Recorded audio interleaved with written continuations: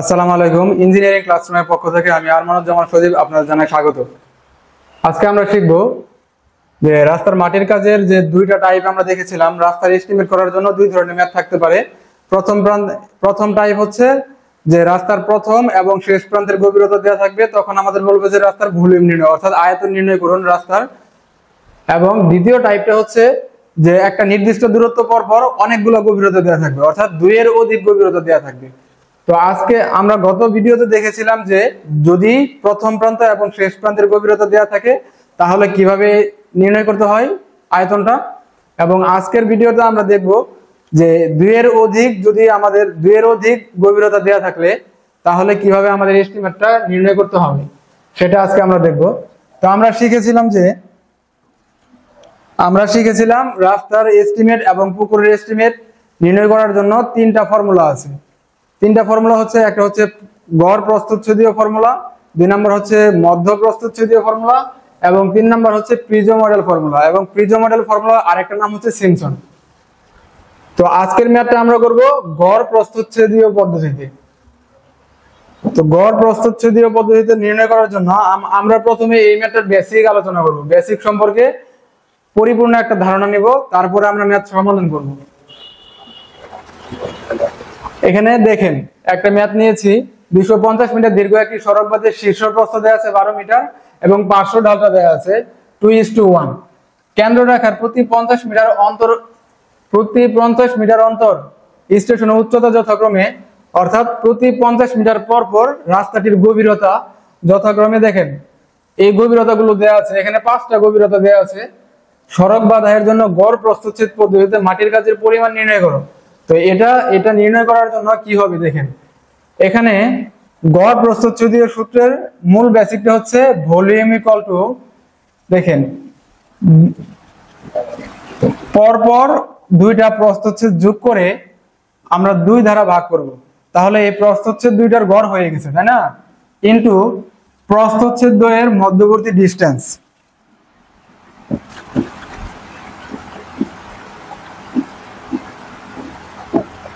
প্রস্থচ্ছেদ দ্বয়ের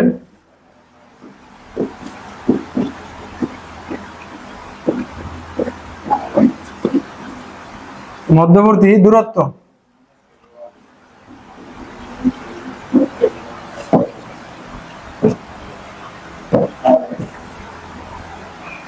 অর্থাৎ a1 + a2 ভাগ 2 ইনটু প্রস্থচ্ছেদ দ্বয়ের মধ্যবর্তী দূরত্ব, অর্থাৎ প্রথম প্রস্থচ্ছেদ এবং দ্বিতীয় প্রস্থচ্ছেদের মাঝখানে যে দূরত্বটা আছে সেটা আমাদের গুণ করতে হবে। তো এখানে তো শুধু 50 মিটারে দেওয়া আছে, অর্থাৎ দুইটা প্রস্থচ্ছেদের মধ্যবর্তী যে দূরত্ব সেটা 50 মিটারে দেওয়া আছে।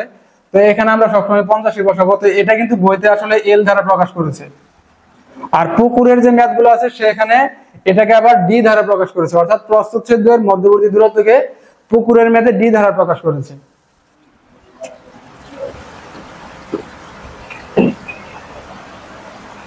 তারপর দেখেন এখন আমরা একটা রাস্তা নিয়ে নিই। একটা রাস্তা আঁকি আমরা। এ হচ্ছে একটা রাস্তার প্রস্থচ্ছেদ এবং এই রাস্তাটা এরকম থাকবে আমাদের। তো এই রাস্তার দেখেন বিভিন্ন জায়গায় আমাদের গভীরতা দেওয়া আছে। 1 পয়েন্ট প্রথম এখানে ধরেন D1, তো এই জায়গাতে দেওয়া আছে D2 এবং এই পয়েন্টে দেওয়া আছে D3, এখানে দেওয়া আছে D4, এখানে দেওয়া আছে D5। তো এরকম ভাবে দেওয়া আছে। তো প্রত্যেকটা গভীরতার জন্য এখানে ইন্ডিভিজুয়াল প্রত্যেকটা গভীরতার জন্য আমরা একটা প্রস্থচ্ছেদীয় এরিয়া পাবো। প্রস্থচ্ছেদীয় এরিয়া বলতে এই যে এটা হচ্ছে প্রস্থচ্ছেদীয় এরিয়া, এটা হচ্ছে আমাদের প্রস্থচ্ছেদীয় এরিয়া, তাই না। তো প্রস্থচ্ছেদীয় এরিয়ার ক্ষেত্রে কিন্তু দুইটা জিনিস ফিক্সড। দেখেন এরিয়া নির্ণয়ের ফর্মুলা কি? এরিয়া নির্ণয়ের ফর্মুলা হচ্ছে, এরিয়া নির্ণয়ের ফর্মুলাটা দেখেন, area equal to BD plus SD square. এখন বিডি প্লাস এসডি স্কয়ার কিভাবে আসলো? এখানে বিডি প্লাস এসডি স্কয়ার আসছে এইভাবে।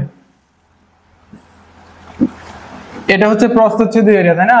এখানে দুইটা ত্রিভুজ আছে এবং একটা আয়ত আছে। আয়তর উপরের মাপটা হচ্ছে বি এবং গভীরতা আমরা ধরলাম ডি। আর এইটুকু মান কত? এইটুকু হচ্ছে SD.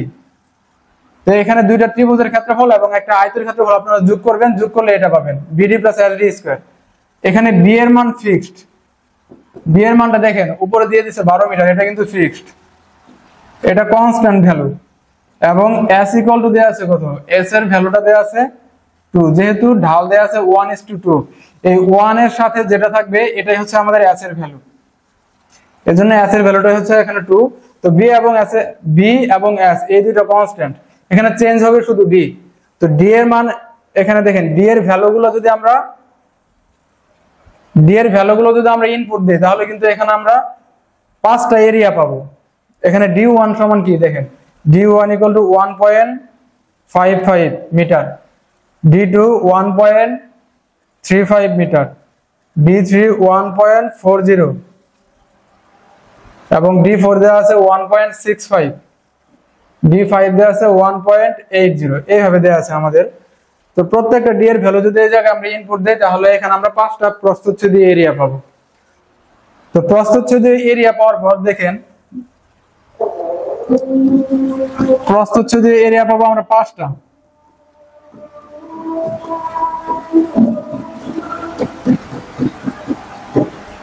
A1 A2 A3 A4 A5।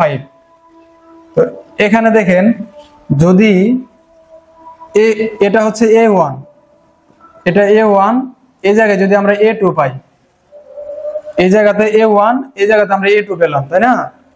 এখন এই অংশের ভলিউম আমরা নির্ণয় করব। এই অংশের ভলিউমটা যদি আমরা নির্ণয় করি তাহলে কিভাবে নির্ণয় করব, A1 প্লাস A2 ভাগ 2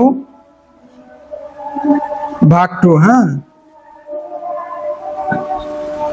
ইনটু A1 এবং A2 এর মধ্যবর্তী দূরত্ব কত দেয়া আছে, মধ্যবর্তী দূরত্ব দেয়া আছে 50, তাহলে এখানে আপনারা 50 বসাবেন, তাহলে কিন্তু আমরা এই অংশের ভলিউমটা আমরা পেয়ে গেলাম, তাই না? এটা হচ্ছে V1 মনে করলাম। তারপর এই অংশের এরিয়া যদি আমরা নির্ণয় করি তাহলে একইভাবে এখানে আমরা A3 পাবো এখানে। তো A2 প্লাস A3 ভাগ 2 ইনটু এই অংশের দূরত্ব কত, 50। তো এইভাবে আমরা এখানে দেখেন, এইভাবে আমরা কয়টা ভলিউম পাবো,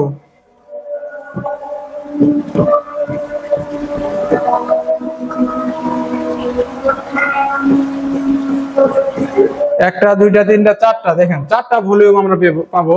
যেহেতু ডি এর ভ্যালু দেওয়া আছে 5টা, এজন্য আমরা ভলিউম পাবো, অর্থাৎ ভলিউম পাবো কয়টা, একটা, দুইটা, তিনটা, চারটা, এখানে 4টা ভলিউম পাবো এবং 4টা ভলিউমকে পরে আমরা যোগ করে দিব। তো বইতে এটা আমাদের ছকের মাধ্যমে করেছে, হ্যাঁ। আপনারা যদি বেসিকটা বুঝতে পারেন তাহলে বইয়ের ম্যাথ একদমই সহজ হবে আপনাদের। দেখেন পলিটেকনিকের যে বইগুলো আছে সেগুলোতে ছক আকারে আমাদের এগুলো করা আছে।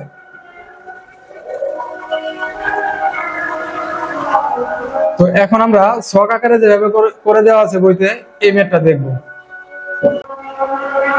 যে ম্যাথটা আমরা দেখলাম মাত্র, এই ম্যাথটাই আমরা এখন সমাধান করব।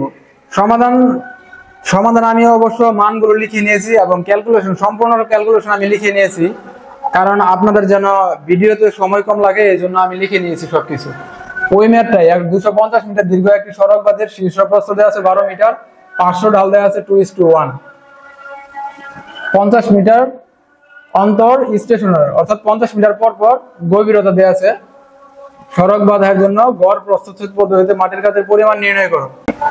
এখানে জাস্ট একটু বোঝার বিষয়, ক্যালকুলেশন তো বোঝার কিছু নাই, যোগ বিয়োগ জাস্ট। তো যে ক্যালকুলেশনটা কিভাবে কি হলো এগুলো আমি আপনাদের বলে দিচ্ছি সবকিছু।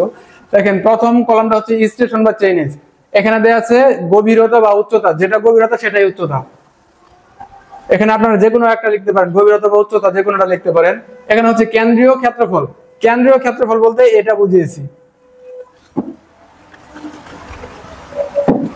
কেন্দ্রীয় ক্ষেত্রফলটা কি দেখেন, কেন্দ্রীয় ক্ষেত্রফল হচ্ছে এটা যদি একটা রাস্তার প্রস্থচ্ছেদ হয় তাহলে এই অংশটুকুর ক্ষেত্রফল হচ্ছে কেন্দ্রীয় ক্ষেত্রফল। দেখেন এই আয়তাকার অংশের যে ক্ষেত্রফলটুকু আছে সেগুলো হচ্ছে কেন্দ্রীয় ক্ষেত্রফল, তাই না? আর এখানে দেখেন আরেকটা কথা ভাবেন যে পার্শ্ব ক্ষেত্রফল নামে। তো পার্শ্ব ক্ষেত্রফল হচ্ছে যে এই যে মাঝখানের যে দুইটা ত্রিভুজ আছে, এই ত্রিভুজ দুইটার ক্ষেত্রফল একত্রে, এই ত্রিভুজ দুইটার ক্ষেত্রফল একত্রে ওখানে পার্শ্ব ক্ষেত্রফল প্রকাশ করা হয়। তো এটাকে যদি আমরা যোগ করি তাহলে এসডি স্কয়ার আসবে, পার্শ্ব ক্ষেত্রফল এসডি স্কয়ার আসবে। এটা যদি আপনারা দেখতে চান তাহলে দেখেন এখানে গভীরতা, ত্রিভুজের গভীরতা হচ্ছে ডি এবং ভূমি হচ্ছে এসডি। তো দুইটা ত্রিভুজ আছে, হাফ ইন্টু ভূমি হচ্ছে এসডি ইন্টু উচ্চতা হচ্ছে ডি। দুইটা ত্রিভুজের জন্য 2 দ্বারা গুণ, এখানে 2 আর 2 কাটা যাবে, এখানে এসডি স্কয়ার থাকবে। এর জন্য পার্শ্ব ক্ষেত্রফল হচ্ছে এসডি স্কয়ার এবং কেন্দ্রীয় ক্ষেত্রফল হচ্ছে এই যে বি ইন্টু ডেপথ ডি। আশা করি বুঝতে পারছেন। দেখেন পার্শ্ব ক্ষেত্রফল বলতে যে দুইটা ত্রিভুজের যে দুই পাশের ক্ষেত্রফল সেটার যোগফলকে বুঝিয়েছে, আর কেন্দ্রীয় ক্ষেত্রফল হচ্ছে মাঝখানের ক্ষেত্রফল। তো এখানে কেন্দ্রীয় ক্ষেত্রফল, এখানে দেখেন বিডি, এই যে বিডি লিখেছি আমরা, আর এটা হচ্ছে মিটার স্কয়ার হচ্ছে একক, ব্র্যাকেটের ভিতরে যেটা আছে সেটা হচ্ছে একক মিটার স্কয়ার। পার্শ্ব ক্ষেত্রফল এসডি স্কয়ার, মোট ক্ষেত্রফল হচ্ছে বিডি প্লাস এসডি স্কয়ার, অর্থাৎ এই দুইটার যোগফল, এটা হচ্ছে মোট ক্ষেত্রফল। গড় ক্ষেত্রফল কি হবে? গড় ক্ষেত্রফল আমি বুঝাচ্ছি, কলামে এসে তারপরে বুঝাচ্ছি। দেখেন দুই স্টেশনের মধ্যবর্তী দূরত্ব, প্রথমটাই কোনো দূরত্ব থাকবে না। কেন থাকবে না? কারণ প্রথমটা তো শুরু মাত্র, সেখানে তো আর দূরত্ব থাকবে না। প্রথম থেকে যখন আরেকটা প্রস্থচ্ছেদী এরিয়াতে যাব তখন দুইটা প্রস্থচ্ছেদী এরিয়ার মাঝখানে দূরত্ব থাকবে। এজন্য এখানে আমরা শুধু একটা হাইফেন দিয়েছি। তারপরে দেখেন এখানে আয়তনটা আমরা নির্ণয় করব। এখানে হচ্ছে দুইটা ঘর আছে, আয়তনের ক্ষেত্রে বাধাই এবং কাটাই। তো বাধাই কি কাটাই কি? বাধাই হচ্ছে যে সেখানে মাটি আমাদের ফেলতে হবে, বাধাইটা হচ্ছে সেখানে মাটি ফেলতে হবে। আবার কাটাই বলতে আমরা কি বুঝি? রাস্তার সেই অংশ থেকে মাটিটা সরিয়ে নিতে হবে। যেমন পাহাড়ি অঞ্চলে যদি কোনো জায়গায় রাস্তার অনেক অনেক উঁচু থাকে, অর্থাৎ মাটি যদি অনেক উঁচু থাকে পাহাড়ের মতো, তখন কিন্তু সেখান থেকে আমাদের মাটিটা ফেলে দিতে হয় কেটে। তো সেটা হচ্ছে কাটাই। আর বাদাই হচ্ছে কি মাটি ফেলতে হবে ওই জায়গায়। এখন দেখেন আমরা এখন একটু ক্যালকুলেশনের দিকে তাকাই। তো এগুলো হচ্ছে 1 2 3 4 5, এগুলো হচ্ছে chain edge. Just chain edge বলতে যে অর্থাৎ যে স্থানে আমরা গভীরতা গুলো পেয়েছি, যে পয়েন্ট গুলাতে আমরা গভীরতা পেয়েছি, যতগুলো গভীরতা হবে ততগুলাই ঠিক আমাদের চেইন এজ হবে। দেখেন 5টা গভীরতা আছে, এই জন্য 5টা চেইন এজ। এখানে গভীরতা গুলো আমরা প্রশ্ন থেকে বসিয়ে নিয়েছি, 1.55 1.35 এগুলো প্রশ্ন থেকে বসিয়েছি। তারপরে দেখেন কেন্দ্রীয় ক্ষেত্রফল বিডি, বি এর ভ্যালু তো কনস্ট্যান্ট, আমাদের ছিলই। বি এর ভ্যালুটা কত ছিল? 12 ছিল। বি এর ভ্যালুটা 12 ছিল এবং এস এর ভ্যালুটা 2 ছিল। এই দুইটা ভ্যালু প্রশ্নে কিন্তু কনস্ট্যান্ট দেয়া ছিল। এখন দেখেন বিডি প্লাস এখানে বিডি, এই বিডি, হ্যাঁ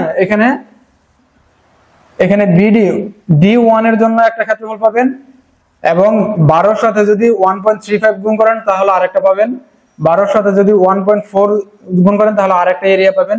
তো এইভাবে আমাদের এরিয়াগুলো আছে, অর্থাৎ বিডি এবং এসডি স্কয়ার। এখানে কিন্তু শুধু এস এর ভ্যালু কনস্ট্যান্ট, এখানে বি এর ভ্যালু কনস্ট্যান্ট, এস এর ভ্যালু কনস্ট্যান্ট, বি এর ভ্যালু কনস্ট্যান্ট, ডি হচ্ছে ভ্যারিয়েবল।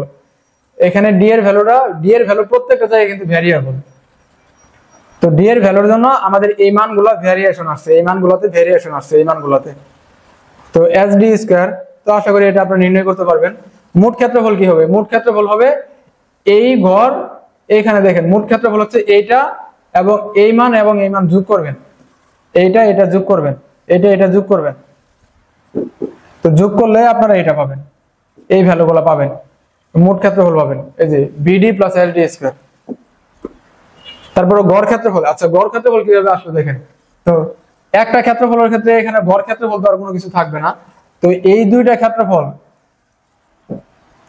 ক্ষেত্রফলের গড় হচ্ছে এইটা, এবং এই দুইটা ক্ষেত্রফলের গড় এইটা এবং এইটা, এই দুইটা ক্ষেত্রফলের গড় হচ্ছে এইটা এবং এইটা আর এইটা, এই দুইটা ক্ষেত্রফলের গড় হচ্ছে এইটা। জাস্ট উপরেরটা নিচেরটা যোগ করে 2 দ্বারা ভাগ করে নিচেরটাতে বসাবেন, উপরেরটা নিচেরটা যোগ করে 2 দ্বারা ভাগ করে নিচেরটায় বসাবেন, এইভাবে।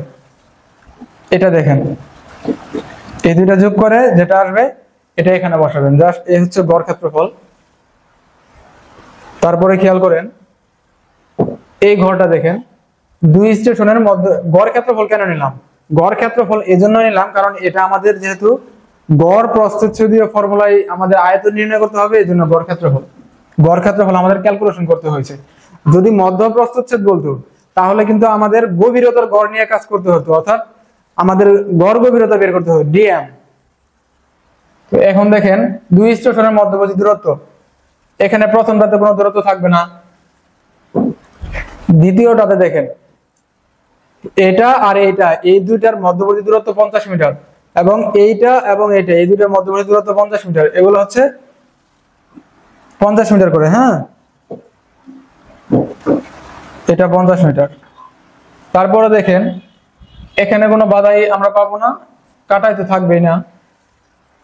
তারপরে দেখেন এখানে বাধাই আয়তন নির্ণয় করার জন্য V equal to area into L. L বলতে দুই স্টেশনের মধ্যবর্তী দূরত্ব। এখানে কোন এরিয়া কোনটা নেবেন? এখানে তো এরিয়া আমরা অনেকগুলো পেয়েছি, কেন্দ্রীয় ক্ষেত্রফল পেয়েছি, পার্শ্ব ক্ষেত্রফল পেয়েছি, মোট ক্ষেত্রফল পেয়েছি এবং গড় ক্ষেত্রফল পেয়েছি, তাই না? তো আমাদের কিন্তু কাজ করতে হবে এই গড় ক্ষেত্রফলটা নিয়ে, এখানে কাজ করতে হবে আমাদের গড় ক্ষেত্রফল নিয়ে। তো গড় ক্ষেত্রফল নিয়ে আমাদের কাজ করতে হবে, অন্য ক্ষেত্রফলের কোনো কাজ নেই। গড় ক্ষেত্রফলের সাথে এখানে গড় ক্ষেত্রফল, এটা হচ্ছে এই ক্ষেত্রফলটা, এই গড় ক্ষেত্রফলের সাথে এল ইকুয়াল টু কত? এখানে এল ইকুয়াল টু 50। তো এল এর মান 50 বসাবেন এবং এরিয়ার মানটা এখান থেকে আপনারা বসাবেন। তো এই অনুযায়ী আপনারা এই ভ্যালুগুলো পেয়ে যাবেন। তারপর এগুলো জাস্ট যোগ করে দিবেন, তাহলে আপনারা অ্যানসারটা কিন্তু পেয়ে যাবেন। তো এই ছিল আজকের ম্যাথ। আশা করি সবাই বুঝতে পারছেন। সবাইকে অনেক অনেক ধন্যবাদ। যারা লাস্ট পর্যন্ত ভিডিওটা দেখেছেন তাদেরকে অনেক অনেক ধন্যবাদ। তো আজকে এই পর্যন্তই। আসসালামু আলাইকুম।